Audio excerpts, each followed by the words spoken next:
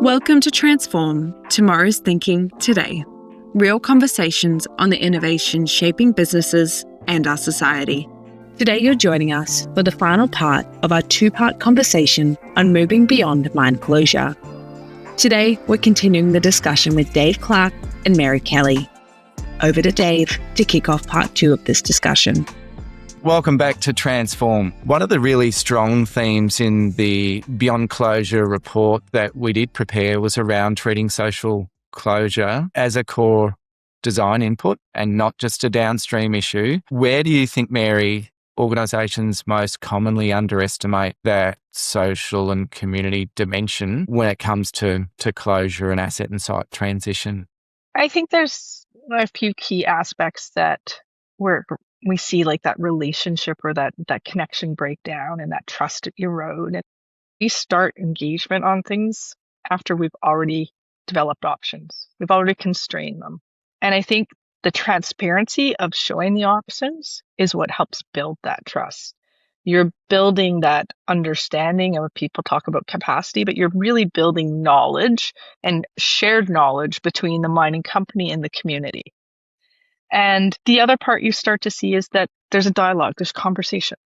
But who has any real decision-making authority? How does a community's voice actually count and matter? And you can see that in some places where community values are woven into the decision matrix. And so when a community sees what's important to them, their priorities, helping shape the decisions, their voice is counted. And probably the other piece we see is that we're asking communities to trust that outcome, but they haven't had any ownership in that. And so unless we create that continuity over time, we've lost that opportunity for long-term outcome. Yeah, great. Thanks, Mary. And I think to your point, the earlier the better. And I think an ongoing important consideration, particularly around First Nations engagements and around that Indigenous engagement piece is it at the time of a blank sheet, if you like, in terms of determining options collectively, or is it around, considering a long list of options and you've got that engagement and sense of buy-in and involvement in that process as well? At either of those stages, certainly earlier than it's a done deal. The decision has been made and we're sort of ticking a box here. And I'd like to think that we're far from that in terms of how we go about it. But that timing piece is really important, as you've touched on. So is there anything else you'd like to reflect on around what it does look like to treat social closure as a key and fundamental design input as well? I think it comes off throughout various aspects. Often I've seen, I guess, like you have one meeting to talk about a closure plan, but it needs to be iterative. Plans don't just pop up. They evolve based on input from lots of parties, looked at data, consideration. And when we involve communities in that process, it shifts the conversation. It might not shift. The outcome might not be the same at the end. It might be the same. We don't know. But being part of that process is a much different feeling.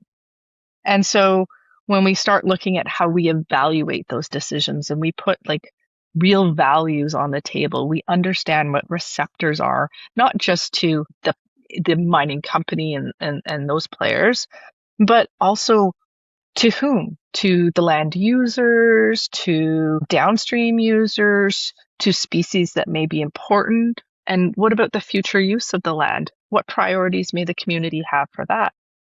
So if we skip this step, we've optimized the system, but not the outcome for the people that we care about. And so when we put real options on the table, we create the space to make long-term liability decisions together. And we need to be explicit in those. We don't need to hide the information. We really need to talk about what are the risks? What are the costs? What does maintenance look like? How often? What would that be? And what are the failure modes? That transparency of that really informs the conversation. So people don't need to become technical hydrologists or different things like that, but they need to see the choices and have a voice in those choices. And I think there's an instinct to reduce uncertainty before sharing, right? Like It's part of who we are as technical people. But when we do that, we don't create that transparency. And when we don't create a definition of a trigger, that's a shared vision. And that all feeds into that long term, that legacy that we're talking about, that we're asking someone else to essentially hold. Some great reflections there too. And you're spot on. You can only reduce that uncertainty so far. And by being a lot more mature around these engagements and being vulnerable, being open and honest, we'll just continue to build that trust. And I thought you made a great point around it's an ongoing process. It's an iterative process. And we've got to honour that in terms of our commitments to those stakeholders as well. Do you have any other thoughts around how Indigenous nations, how their expectations are changing around closure? Well, from my perspective in Canada, First Nations, Métis, Inuit communities, you have to engage. It's part of the process. But there's a much different perspective when you are a mine owner. These are communities that you are now sharing the land with. And so we've seen this evolution from very checkbox engagement, where it was more information sharing, that there's been a real evolution through the development of impact benefit agreements, where you've seen a lot more participation and the sharing of revenue from a mine site. You have individuals that are employed at the mine site. You have companies that are now forming and supporting the growth of that mine site. And then you have a bunch of spin-off businesses associated with that. So you've seen communities completely change and grow as part of this. And when you talk about the closure of a mine, where do those businesses go next? What is that opportunity? So there's a much different legacy conversation that needs to be had now too. And you're seeing increasingly more so that communities are looking for equity stakes in projects. So if you're an equity owner, you have a different position on that. But they may also have priorities about how that land might be used into the future. And so how infrastructure at a mine site could be reutilized for other purposes. I think those are all really important considerations that can't be just left to the last minute. I think you see in Canada spaces where former camps are being reused in communities. You see repurposing of renewable energy facilities. And these are all valuable pieces of infrastructure that can be brought on to a community as a very beneficial aspect, but they have to be part of the conversation to define that. Clearly, some really important changes are occurring in that space. And as you say, some really good examples of where a positive and lasting community benefit might sort of occur as well. So thank you. So Dave, it's usually a lack of data, a lack of trust, or a lack of willingness in decision making.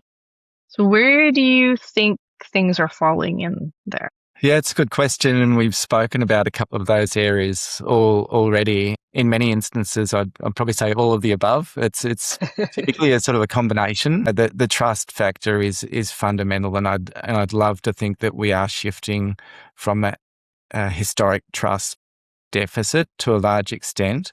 I think confidence, yes, there's uncertainty, but suitable confidence in the data and confidence around trust are really key. I made reference to the summit that you and I had the opportunity to participate in recently. One of the messages coming out of ICMM is one of those really key associations and organisations representing the mining companies, I know, but around being a lot more open, providing open source data, especially to increase that visibility and really drive that transparency and sharing of data. And I think for me that will help. There is on occasion a lack of data that hasn't yet been obtained that needs to be addressed in terms of some of those gaps. But once there's sufficient data to help make decisions on making it more readily available in that sort of public domain will be important. And I think companies understand that, and we're making some gains in that regard as well. And again, historically, perhaps I'd like to consider that there may have been a lack of shared decision making, clearly, and as you've indicated, in terms of changing expectations, that shared leadership, shared decision making is really important. The other thing that I believe is fundamental in this regard is the role, I spoke about ICMM, but other country-based, whether it's MAC in Canada or MCA within Australia or whether it's around the professional associations in terms of CIM or SME in the US or, again, AusIMM here. I think there's a role through those associations to help with the rigour in the planning and execution of mine closure, as well as the people side in terms of setting standards that are expected of everyone, developing people and upskilling as well. So those sorts of things tie into a combination of the data and the engagement piece and decision-making processes too. Yeah, you touched on the trust. I think it's a theme because when we were at Water and Mining, it's a very technical conference, and to see, the themes of trust and collaboration woven through almost every session that I attended, I think that makes me feeling very optimistic about where things are going. And knowing that organizations like ICMM are helping backstop that by giving guidance to, companies for a path to follow, right?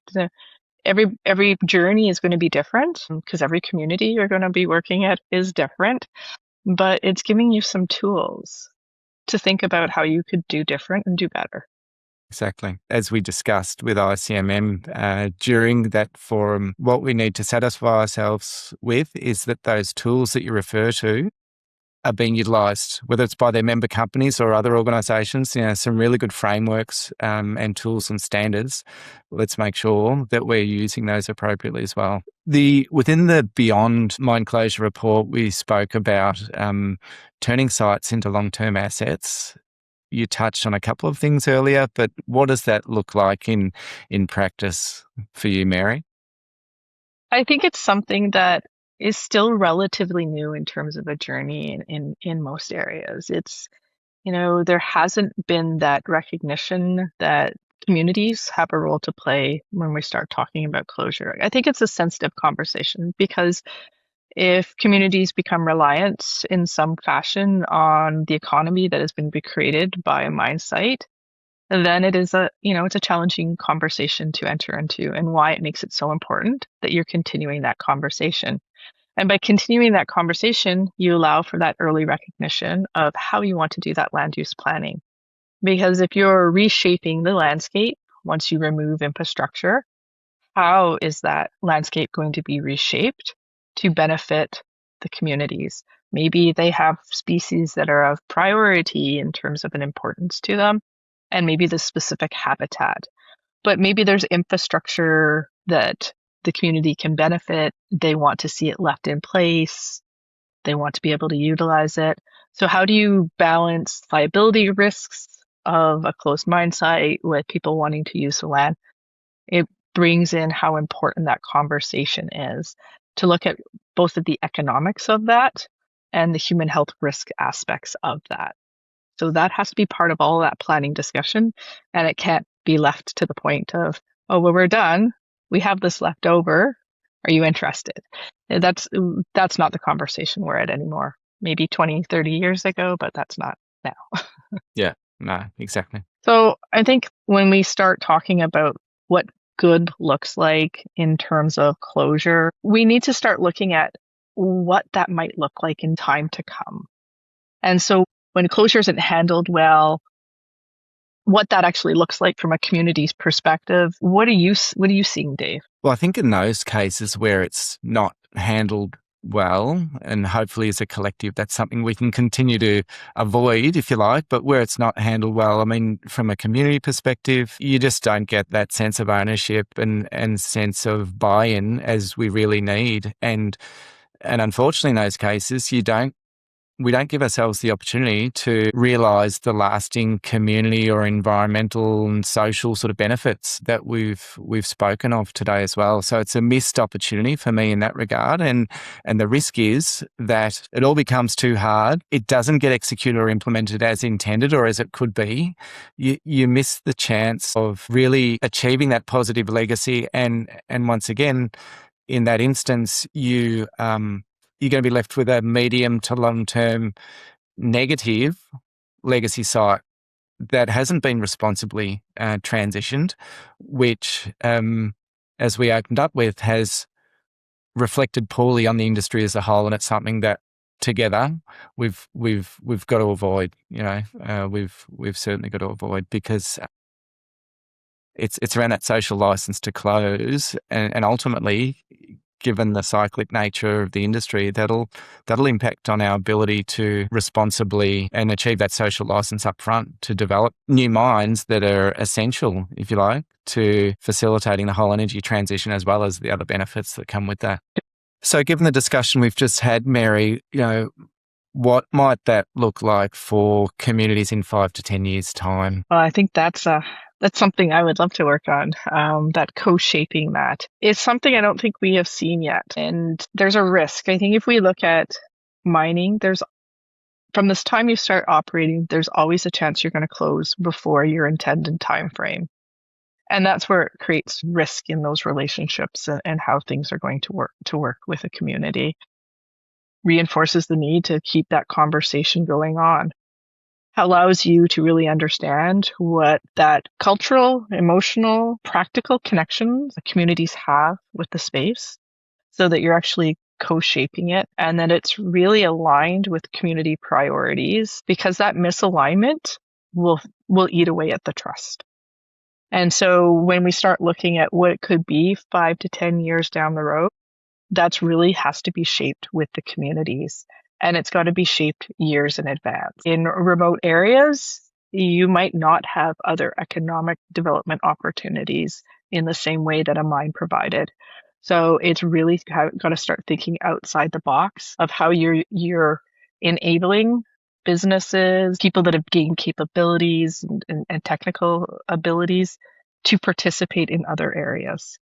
So that co-shaping of that future together becomes really important. There's lots of benefits that mines provide through their operations, but what's left in everybody's mind will be what's left behind. Spot on. For certain operations, and particularly those that have got an extended mine life, if you like, mine closure might feel like a distant future issue for many of the leaders that have certain responsibilities. What mind shift for you have we captured within the reporting that you could suggest they need to make now before there are other and external pressures around them being forced to sort of react? Yeah, I think it goes back to early, ongoing building up that relationship. It's building that trust. Trust is something that is so hard to rebuild once it's damaged.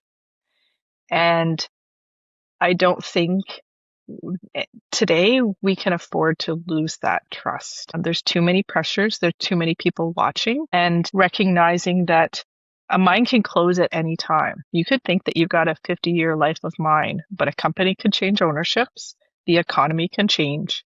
And how are you going to be upholding those commitments, those relationships, if you haven't continually invested in them? There's some really important drivers amongst those areas that you've touched on there. And I guess the final question I'd like to just table at this stage is, where do you consider the biggest opportunity is to move mine closure for some from a more of a compliance exercise into a genuine community-led transition that helps to create that lasting value?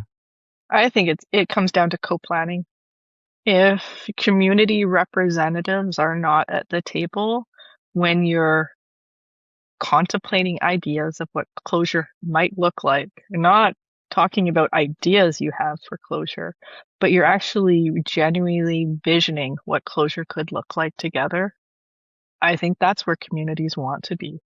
And I think that's going to become increasingly more important with heightened expectations as local communities, as Indigenous communities become equity owners in these sites. Excellent. Thank you, Mary. Thanks again for joining the session today. There's a lot of good examples, I guess, that we have touched on or discussed at least. But what's important for me is having some common clarity around the end goals, if you like, and what are our shared objectives and how do we best go about achieving those. Relinquishment, as you touched on, has been rare, to be honest, relinquishment amongst a whole bunch of jurisdictions. So how can we generate more examples of where relinquishment has been successfully achieved and we've got that stakeholder endorsement in terms of the plans and the visions and what's been executed. How can we progressively reduce those liabilities during the course of a mine life? And we heard some good examples again during the summit on that with what Diavik have been able to achieve through Rio Tinto as well at the end of production, and the percentage rehabilitation or reclamation in effect that they've achieved. So they've shown that it can be done, and there are other examples too. But I think the successful social transition piece, and I know it's one of ICMM's success criteria, and we've discussed that a lot today, is really important, and it's all about creating those lasting benefits beyond closure, ultimately. So thanks again, Mary. Thanks everyone for listening, and we look forward to seeing you again next time. Awesome. Thanks, Dave. You've been listening to Transform by GHD. Big ideas, real impact.